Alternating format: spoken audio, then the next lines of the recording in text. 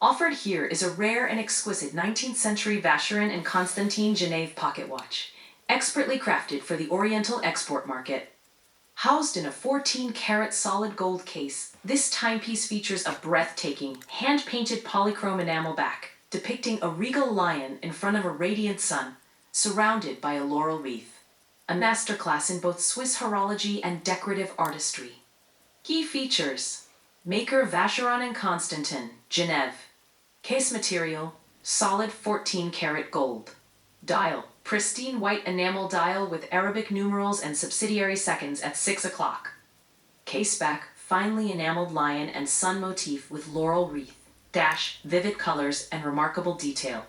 Movement, high-grade manual wind Vacheron&Constantin caliber, adjusted, jeweled, signed. Movement serial number 265,580.